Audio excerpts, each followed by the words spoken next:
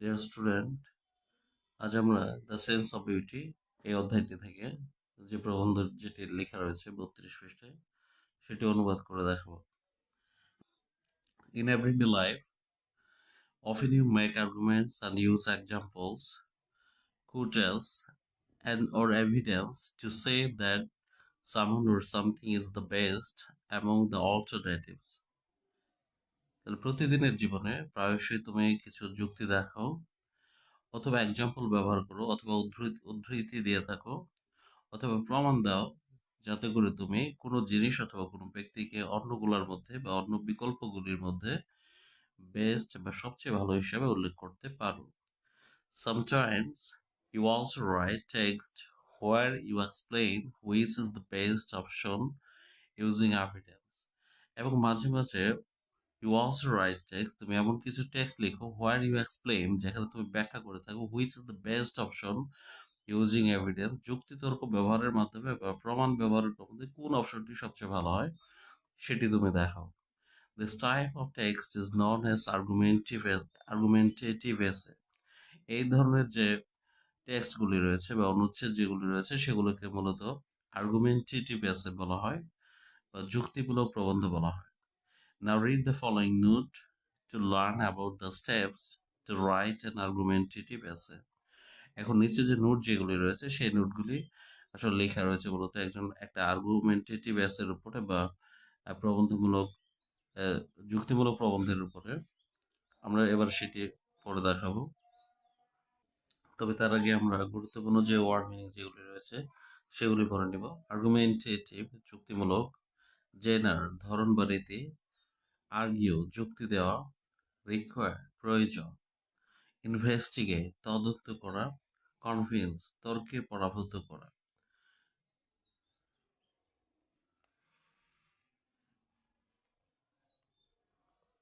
Explanation ব্যাখ্যা, point of view দৃষ্টিকোণ, factual প্রকৃত, ব্যাকআপ সহায়তা বা ব্যাকআপ, রেসপন্ড সারা, ডিমনস্ট্রেট প্রদর্শন করা, বেসিস ভিত্তি, ব্রেইন স্ট্রম মানসিকভাবে বিপর্যয় আবেগের প্রকাশ, ক্রিটিক্যালি সমালোচনামূলকভাবে, কাম আপ উইথ চিন্তা করা, কভার আবৃত করা, অ্যানালজি উপমা অথবা তুলনা,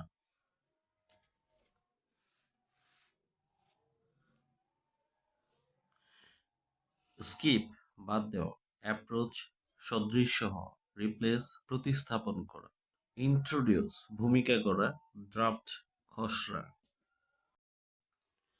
হোয়াট ইজ এ নারেটিভ এসে? আসলে একটি যুক্তিমূলক প্রবন্ধ কি বা এটি কাকে বলে? An argumentative essay is a genre of writing in which you will argue for a reason or a case.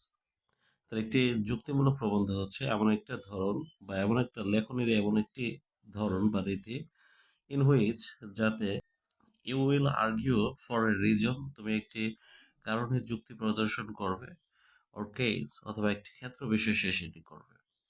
It requires you to investigate topic, তাহলে এটিতে আসলে তোমার দরকার হবে একটি বিষয়ের উপরে তদন্ত করা, তার মানে একটি বিষয়কে আসলে ভালোভাবে বুঝতে পারা, or an issue from different angles অথবা একটা বিষয়কে বিভিন্ন দিক থেকে বুঝতে পারা, to know about the strengths and weakness of that issue এবং সেই জিনিসের শক্তিশালী এবং দুর্বল যে দিকগুলি রয়েছে সেটি বুঝতে পারা, and based on the strengths and weakness of the issue you have to take a position on it, এবং সেই শক্তিশালী অথবা দুর্বল যে পয়েন্ট যেগুলি রয়েছে সেই বিষয়টির সেটির উপরে ভিত্তি করে you have to take a position in it, তোমাকে এটির উপরে একটি অবস্থান নিতে হবে। ইন অ্যান আর্গুমেন্টেটিভ এসে একটি যুক্তিমূলক প্রবন্ধে you either argue in favour or against an issue, হয় তোমাকে একটি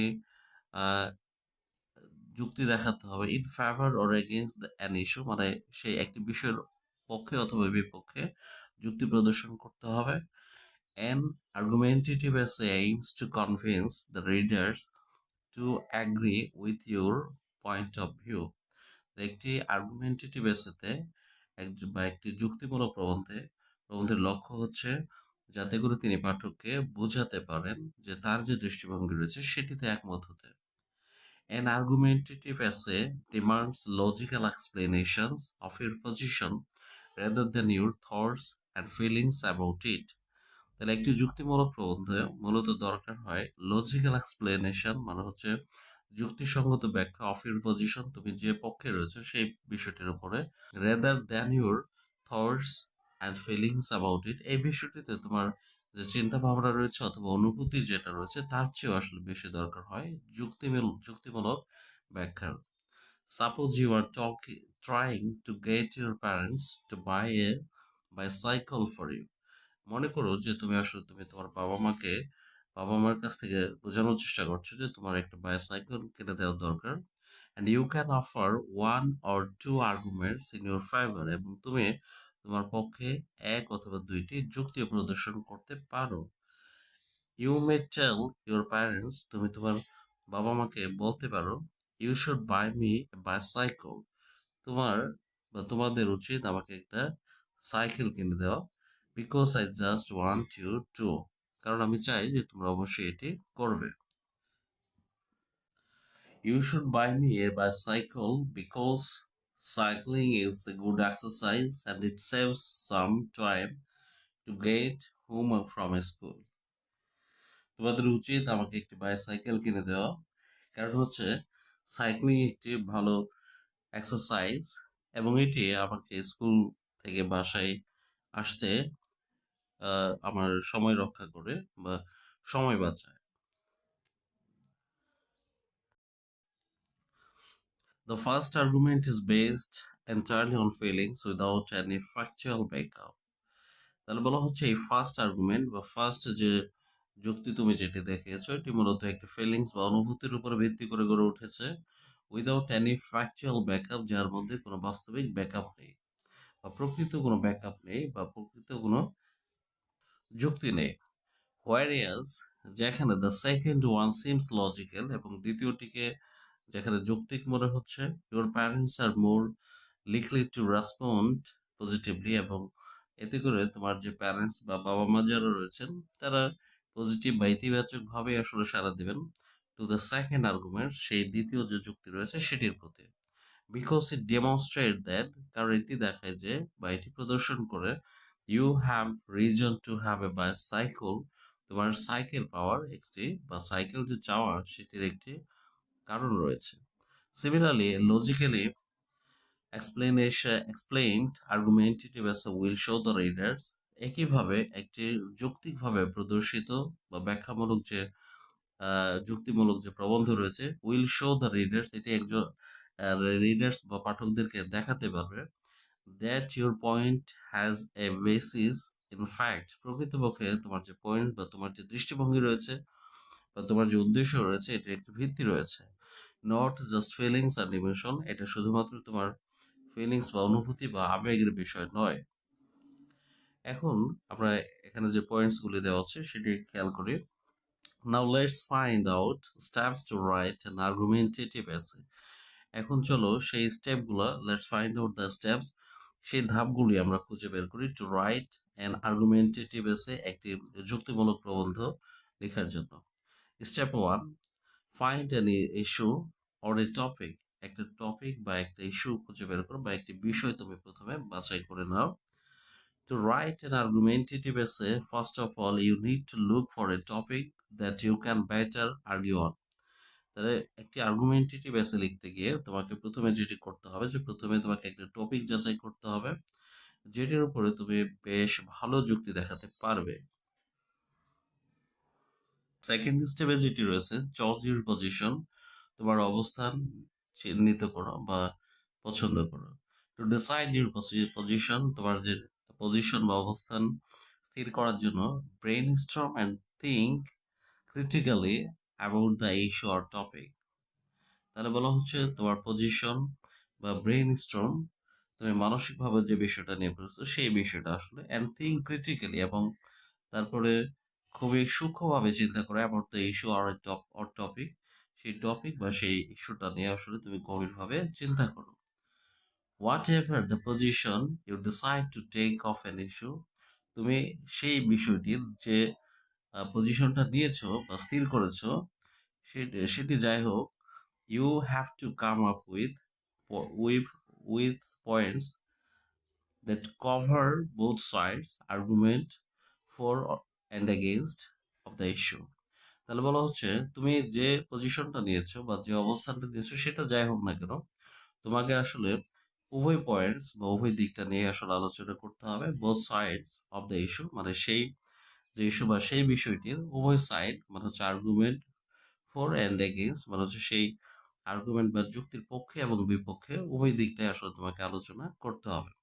টু ডু দ্যাট, সেটি করার জন্য note down some points with examples or analogies in favor of your position.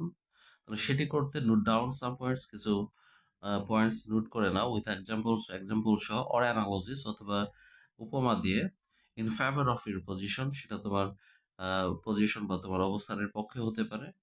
And similarly এবং একইভাবে note down some points that usually goes against your position, সেই পয়েন্টসগুলো তুমি নোট ডাউন করে নাও বা নোট করে নাও যেগুলি তোমার যে যুক্তি বা তোমার অবস্থান সেটির বিরুদ্ধে চলে যায়।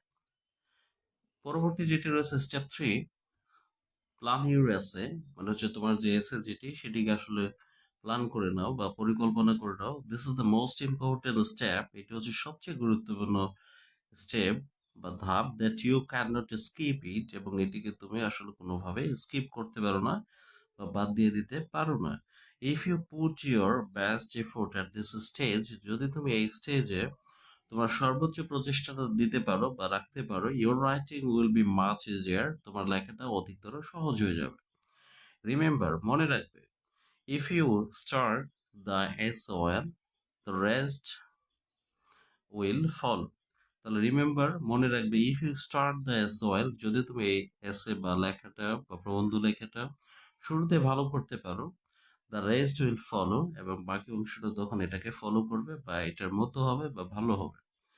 Here we are following a common method of writing an argumentative essay. এখানে আমরা নিচে কিছু কমন মেথড দেওয়া রয়েছে বা সাধারণ কিছু পদ্ধতি দেওয়া রয়েছে যেগুলি আমরা একটা আর্গুমেন্টেটিভ এসে লিখতে গিয়ে ফলো করতে পারি। দ্য 5 প্যারাগ্রাফ অ্যাপ্রোচ, এখানে কিছু 5 প্যারাগ্রাফ সম্পর্কে বলা হয়েছে, যেগুলো অ্যাপ্রোচ বলছে অর্থ হচ্ছে সাদৃশ্য হওয়া, আমরা আগেই পড়েছি, মানে এই নিচে যে স্টেপগুলি রয়েছে সেটির মতো হবে। This is, however, by no means the only formula for writing such essay. তাহলে এটা আহ, যাই হোক, এগুলো আসলে তেমন কিছু নয়, কিন্তু জাস্ট এগুলো হচ্ছে সেই এসেগুলো লেখার একটা ফর্মুলা বা নিয়ম কানুন।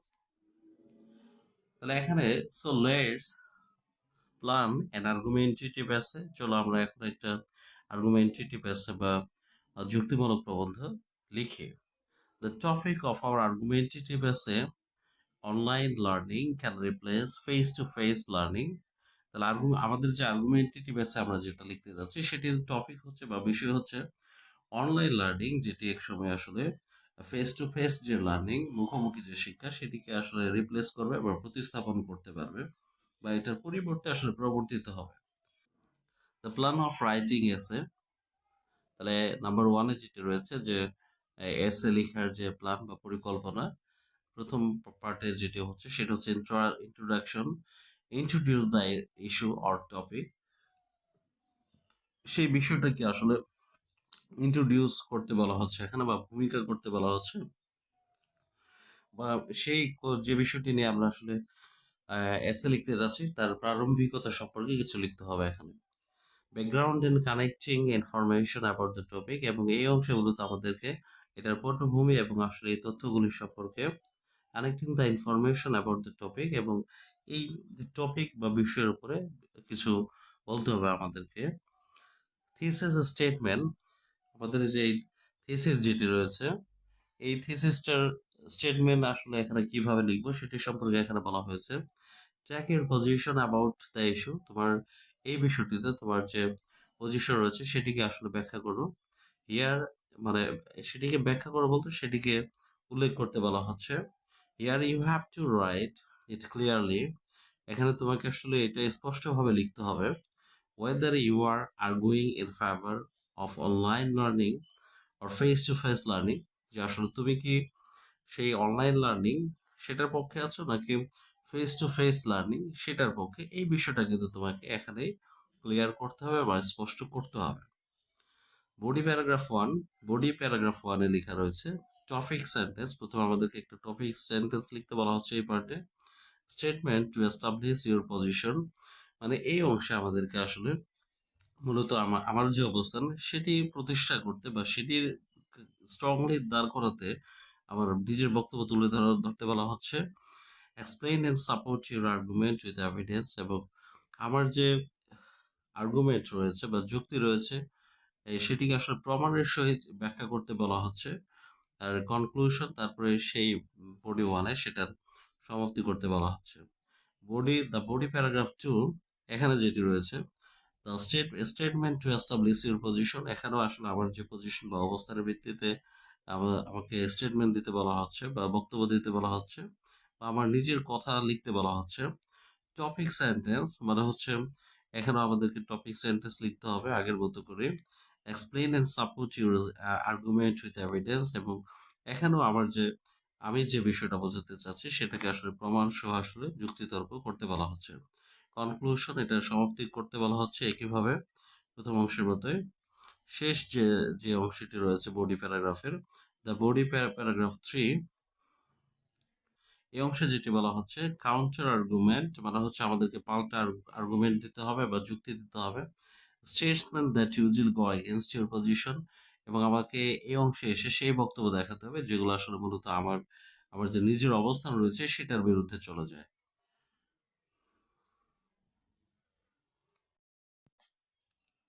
এবার যেটি রয়েছে এক্সাম্পলস অফ কাউন্টার আর্গুমেন্টস, এবং এই অংশে কিন্তু আমাকে আসলে মূলত কাউন্টার আর্গুমেন্টস বা পাল্টা যে যুক্তি রয়েছে সেগুলো কিছু এক্সাম্পল দিতে বলা হচ্ছে। তারপরে কনক্লুশন দিয়ে বা উপসংহার দিয়ে এই যে বডি প্যারাগ্রাফ 3 বা এই প্যারাগ্রাফ 3 নম্বর যে প্যারাগ্রাফ রয়েছে মেন বডির, সেটি আসলে শেষ করতে বলা হচ্ছে।